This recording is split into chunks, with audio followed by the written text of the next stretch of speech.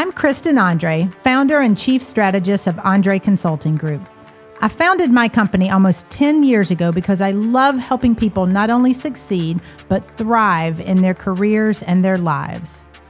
So many times I meet amazing people who have so much more potential than what they're utilizing. As I engage with them, there seems to be a common theme: the limits they place on themselves.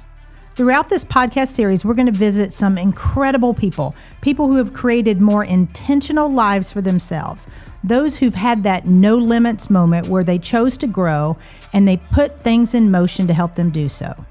We will focus on how you can break through limits. We will equip you with strategies to help you lead a more intentional life, and we will have a lot of fun along the way. So let's dive in.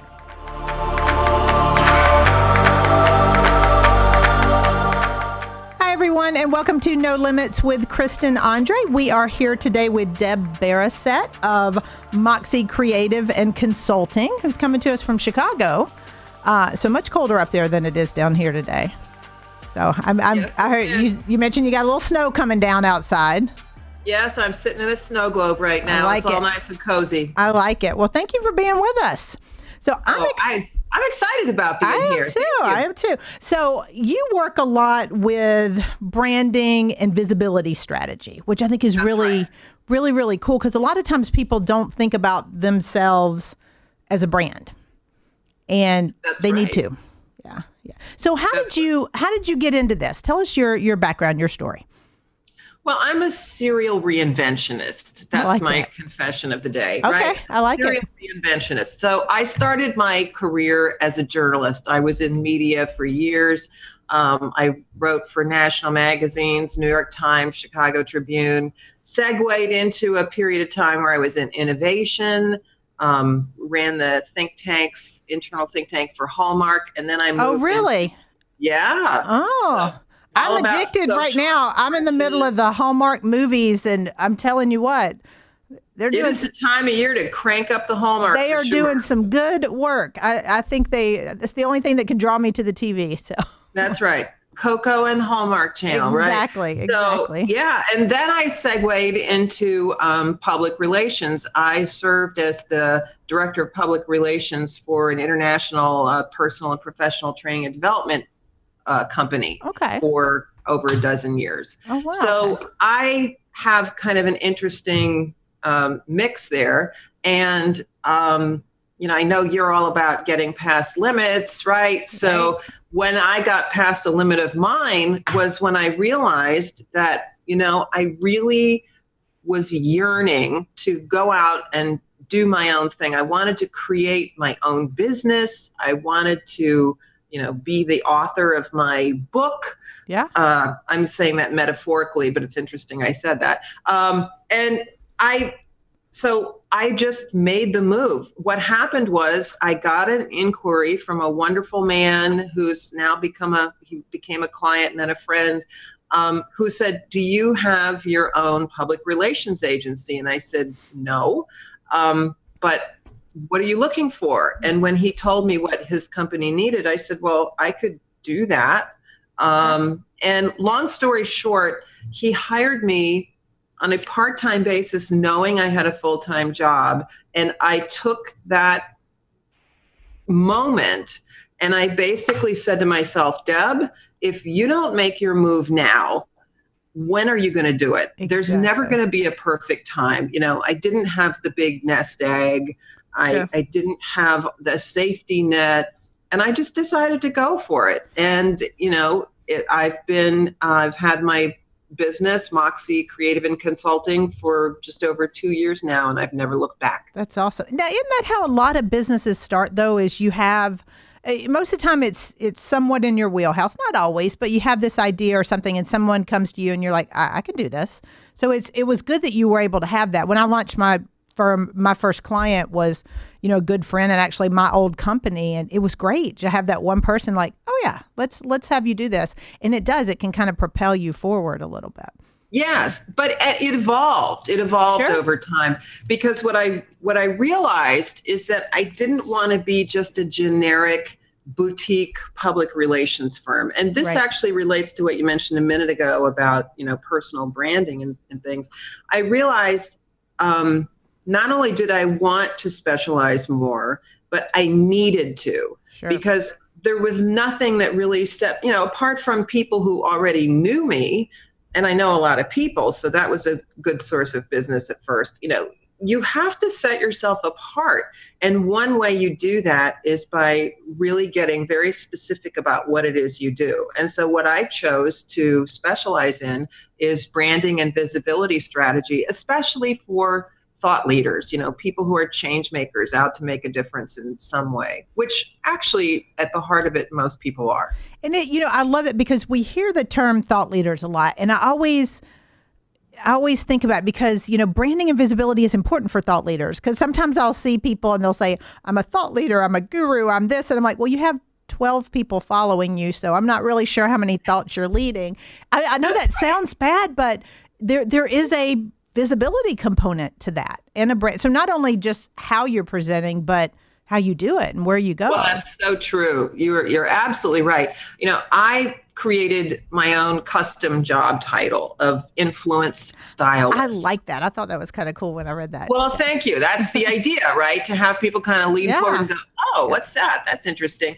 And so when I'm talking about influence, it's not in terms of, Kardashian style influence. That's a whole separate thing. What I'm talking about I'm not a big Kardashian. Right. I have no aspirations to that. I admire the empires they've built, but a little different. Right. It's not for everybody. Exactly. Right? When you think about, why do we want visibility? Ultimately, I say what we want visibility for is for influence. That's why I call myself the influence stylist. Sure. Influence, what do I mean by that? It's your capacity to have an effect on the character, development, or behavior of someone or something. And another way to think about that is your ability to bring an intention into reality. And what does that take? And I'm going to give you and your audience 3 tips on exactly how to bring your vision into reality through visibility and branding. I love it. So when you're talking about bringing the vision, is this, just for the people listening, because we've got a lot of business owners that listen. We've also got a lot of corporate people that may work for another company. And I know you're well-versed and work with both groups. So who does it, I'm assuming this applies to everybody, right? Oh, it absolutely applies to everybody. So, the first tip I have for people is to turn it up. Here's what I mean by that. A lot of people shrink away from even the idea of, quote, putting themselves out there, being more visible. Even the idea of doing a Facebook Live is like, maybe later. I got to work up to that. I'm not ready. I don't know what I'm going to do, how I want to present myself, blah, blah, blah, blah. I'm scared to death of the Facebook Live. My camera does not do what I think it should do when I turn that thing on. I'll have the best of intention. I'll turn on that front facing camera. I'm like, oh, we'll just do that later.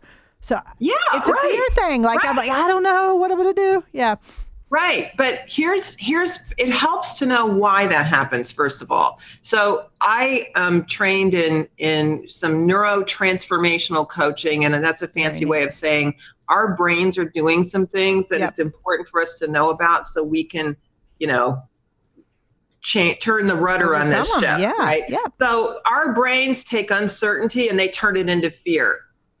And so the uncertainty of how am I going to look? How am I going to come across? What if my internet signal goes down? What if somebody doesn't like what I say? Blah, blah, blah. All that uncertainty, we turn it into fear, and our brains have a negative bias. So anytime there's uncertainty, we assume this isn't going to go well. But here's what I want to ask you. As you're a mom, you have daughters. I have daughters, right? I do. So here's a question for you. I want all your reader or listeners, viewers to think about this too. As a parent, if there's a situation where there's a message to be delivered to your child, do you sit there and think, I'm not sure how to say this, so I think I'll wait till next week? Oh, that's a good point. Yeah. My messages don't wait. They tend to fly right out of my mouth when it comes to the kids. Right. As a parent, you say, you just go for it. Yep. And it's going to come out how it comes out. And sometimes you got to clean it up and have it said another way. But the point is that commitment, that love, that desire to make a difference, to have influence in a positive way on your child, it overrides any fears and concerns of doing it right or looking good. So you're not saving the message till it's perfect. You're just throwing it out there. Yes. Yep. You know, you're right. We do that with our kids. You don't save the message of look both ways before you cross the street for a month down the line because there's a car coming now. Right. Right. That's a good analogy. I really like it. Look at you, Deb, coming up with some good stuff here. I like that. I came up with that in the shower this morning. I like it. Yeah, actually, the shower is a great time to come up with ideas because your brain is in a different mode, but that's a whole different story. Okay. But so, I bring it back to, what we're talking about here. Like let's say somebody is a financial planner, right? Like I have a colleague who is a financial planner, and she is on fire about giving people peace of mind with regard to their finances. Yep. Yeah. Okay. That's what turns her on. And so in an interview situation, if you're like, for me, here's what turns me on. I like raising the vibration on this planet, and I do it by having people with great positive messages get those messages out there, creating new conversations. And we need so much more of that. We really do. Well, yeah. And so any concern I have about, what's my hair doing? Or do I have all my talking points perfect? It gets overridden by my love of what I can make possible for people by talking to you. I love that. All right. So that's the turn it up piece. Now, that's right. Is that a part that people have challenges with, do you think? Is that where you see the biggest issues? That's where the biggest issues are, is basically, getting clear about the fact that, okay, yes, you have some fear, you have some reservations about this. That doesn't mean you're not supposed to do it. It means you need to shift your attention to what you're really committed to and bust through that thing. You got to get your Moxie on. I like it. Because I feel like fear is a common part of life. It's a common part of business. I mean, it's a innate thing for a reason, because there are certain things we should be fearful of. But you're right. We probably translate that and put a lot more fear in places it really shouldn't be. Yeah. And anytime you're moving into a new phase, it doesn't even have to be a new enterprise or project. Even when you're just looking to kick it up a notch in your business, there's a little unknown there. Right. But, that's part of the fun of the journey. It's like going to a new city, that there's uncertainty around that, and you don't know your way around, but you're willing to take it on for the adventure of it. I like it. I like it a lot. All right. So turning it up, that's tip 1. So we're going to take a little break for a minute. And then when we come back, we're going to dive into tip 2 and tip 3. So Stay tuned, and we will be back in just a second.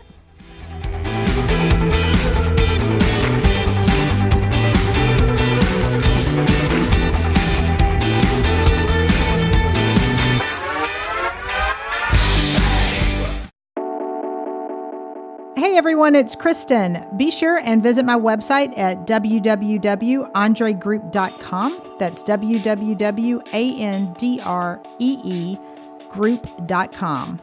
And while you're there, be sure to download my white paper, Top 10 Reasons Your Business Isn't Growing Fast Enough. Now get out there and create your no limits moment.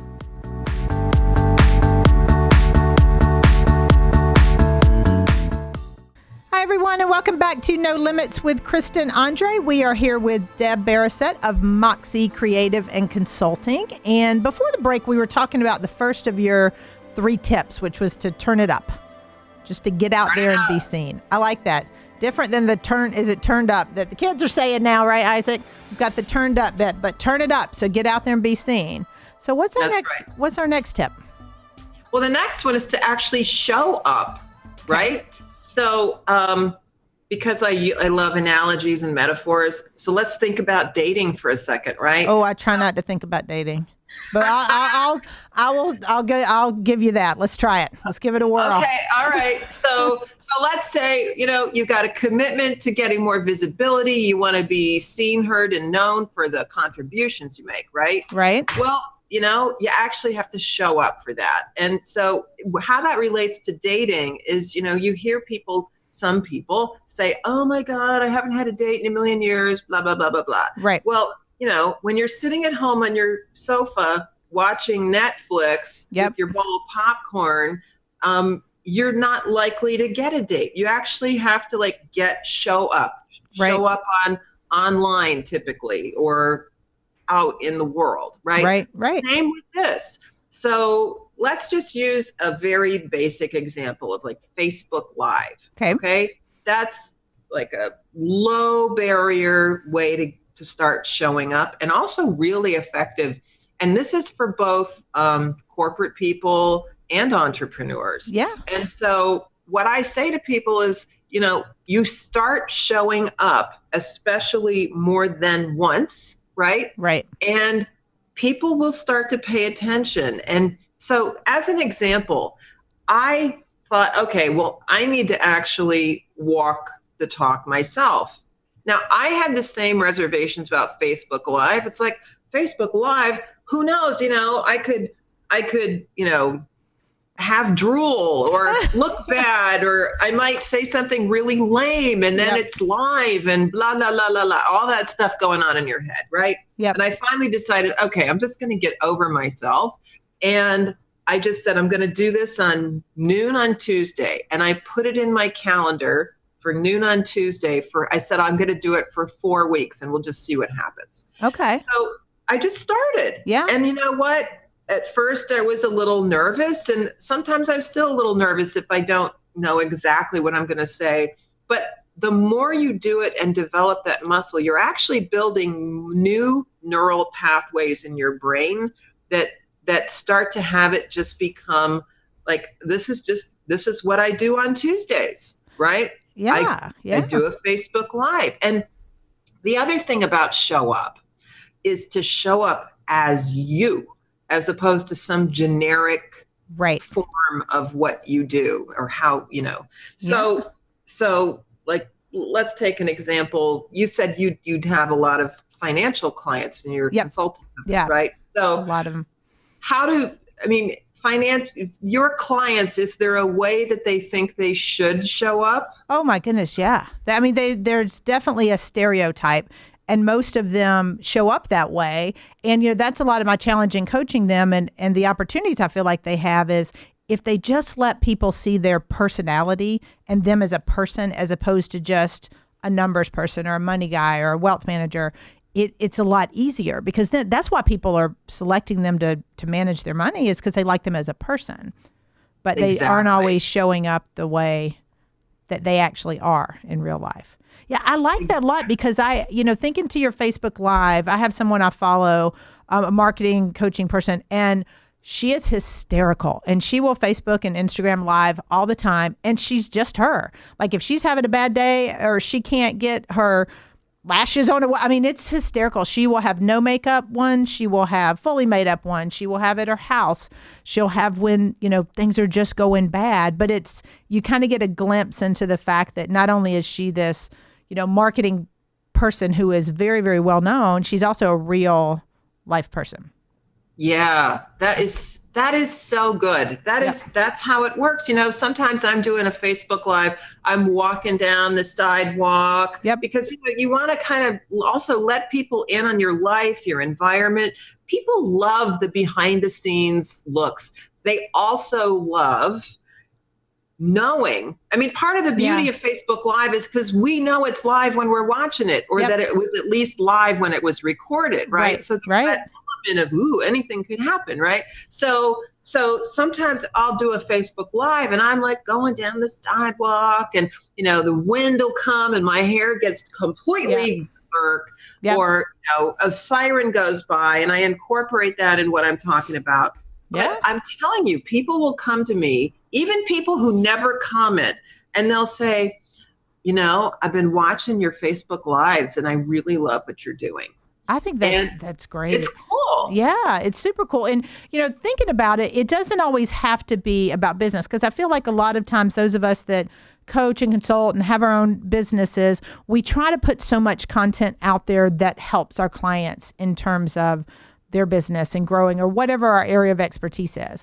But we don't spend as much time putting stuff out that just lets them see us as a person. And I feel like there's probably a good balance. I follow Sarah Blakely, the founder of Spanx online, and she does a lot of Facebook Lives, a lot of Instagram Lives. My favorite of her, and she does this every weekend, is she makes pancakes for her kids on the weekend, but she does these really elaborate shapes. Like one of the kids, she has 4 kids. One of the kids will be like, I want a knight on a horse. And you're like, you got to be kidding me. She'll pull it off. And they record it. And it's just, there she is in her kitchen in her jammies and no makeup and making pancakes for her kids. And it really changed. I had a good perception of her from a business standpoint already. And then I'm like, here you've got a billionaire mom who's making pancakes. It just it added a new dynamic to her brand for me. Yeah. And I've never seen it, but now because you shared that with me, I want to go check it out. She's got some mad pancake skills. I'm telling you, I've not met her. She lives here in Atlanta, and I've kind of joked, well, the first time I meet her, I probably am not going to ask her about Spanx. I want to know how she makes those darn pancakes, because they're pretty elaborate. I mean, it's really interesting. So that's a perfect example. Yep. It's a perfect example. And look, the fact is, who you and I choose to do business with is in part based on our sense of somebody's credibility and their skills and everything else. Sure. But let's face it, we want to like the person. Absolutely. Right? Absolutely. Like I go to the dentist I go to, not because of his degree or this or that, but because of his style, the environment. He's like this chill, cool, fun dentist. I think we all pick that. Mine is adorable, and she'll sit there. She'll work on my teeth, and then we'll sit there and have like a girlfriend chat. It feels like afterwards. So you pick the people you know, like, and trust, really. So all right. So I can see how showing up is a big part of that. So tell me the third one. The third one is to speak up. Okay. That's where we're actually having you use your voice to get out there and share a message. And, almost everyone at some point, and often at many points, deal with what we call imposter syndrome. Yes. Like that whole concern about, I don't know enough. I don't have enough experience. Right. Who am I to blah, blah, blah, blah, blah. Right. That little voice in our heads that's got so much helpful input for us. Yes, exactly. And I see that more with women than I do with men. Do you find that as well?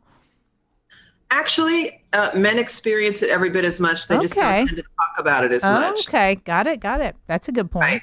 Yeah. But, look, men want to be the alpha dog. They don't want to go on and feel like they're going to be the beta dog. They want to be the alpha dog.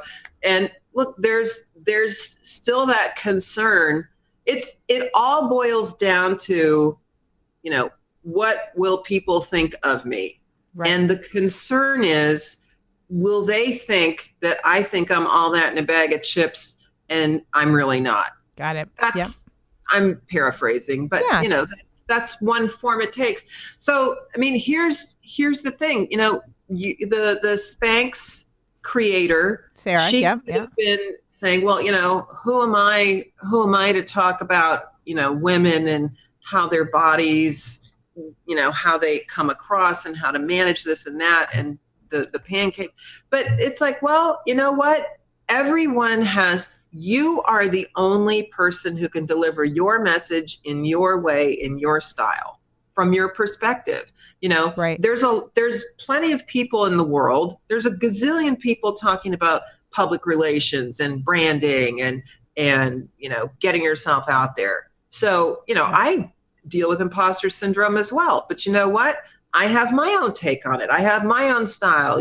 I called my company Moxie because that's part of my style is like, you got to get your Moxie on to make any of this stuff happen. And I tend to have kind of a fun, playful style. I'm a little less formal. So, the fact is, I will say this message today in a way that is perfectly imperfect. Yep. And some people will hear it and it will make a difference for them. That's at least my commitment, right? Whereas somebody else could be talking about the same subject matter and it would come across in a different way. They might not hear it and they might not hear it. Right. So look, we can all make a contribution. It's simply a matter of choosing, are we going to embrace that risk of going out there with it, or are we going to shrink back from it? Right. So speak up has to do with speaking up in your own voice, whatever that is. That's right. And actually putting something out there as opposed to getting stuck in working up to it, getting ready for it, planning for it, or even, like some people get so hung up in quote content creation. Yeah. Oh, I need to rewrite this blog post 50 times. Right. You know what? Good enough is good enough. I love it. Get it out there. Move on. Love it. Love it. So we've got turn it up, show up, and speak up are the three major tips. And when we come back, we're going to dive into how you can implement that. I can't talk today. How you can implement that in your life. And we're going to pose a challenge to our listeners to kind of help them get a little moxie back. So we'll be back in just a few.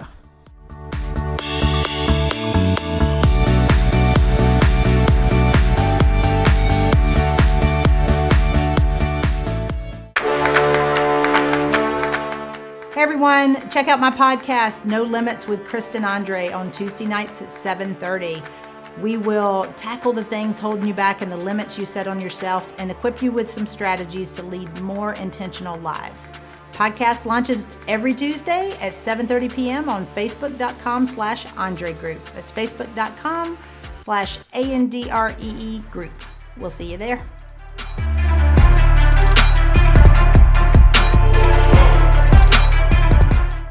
Hi, everyone, and welcome back to No Limits with Kristen Andre. We are wrapping up our time with Deb Beroset of Moxie Creative. And before the break, we were talking about being authentic and making mistakes. So I'm trying to see how many I can make this afternoon as we close out. So, all right. So turn up, show up, speak up. Those are our three big pieces of advice. So, how do people really keep that top of mind and pay attention to that? Well, the way you keep it top of mind is you build it into your schedule. Okay. Otherwise, it's just another good idea that you're going to get to someday. Right. So what you do is, I recommend people start with baby steps. Don't come up with some big grand plan that's just, you're going to drop it overnight. You want to come up with, okay, I'm going to start with one thing. Okay. But I'm really going to do this one thing. Okay. And you put it in your calendar and you honor that like you would a meeting. Okay. Now, how long are you seeing it take? Because, you always hear it takes 21 days to make a habit. So how long do people need it? They got to keep doing this, I would assume. It's not a one and done. Because you mentioned that when you were talking about showing up with the dating analogy. A lot of times people are like, I did it once, didn't work, going to walk away. Right. Yeah. Dating doesn't work for me. I had one bad one. Yes. No. Yes. No, it's like showing up. Well, if you think about a relationship, because this is about relationships, you're building a relationship with people, a bunch of individuals out there, your audience, right? Right. So you don't build a relationship by showing up one time. You build up a relationship by showing up over time, like a friend, right? Right. So, so I have an idea for all right. What? How to start this. Are you ready? I love it. I love it. So for those of you guys that are listening that listen a lot, you guys know that at the end of every episode, we issue a challenge to our listeners. And we have a group on Facebook. If you haven't visited already, it's at #NoLimitsMoment. So we post all our challenges there and ask you to get involved and let us know how you're doing. So Deb, what is our challenge for our listeners this week? Okay, this is going to be so fun. So today, the day that you hear this podcast, I want you to go to your calendar and say, today's the day. And I want you to put in your calendar for 4 weeks in a row that you're going to do a Facebook Live. And I want you to treat that like a sacred meeting with your future, right? Love it. So okay. You set that time. And then when it comes time that you're like, I told you, I started this, I said, okay, noon on Tuesday, picked it out of the air. Doesn't matter, right? Just start. So I did one.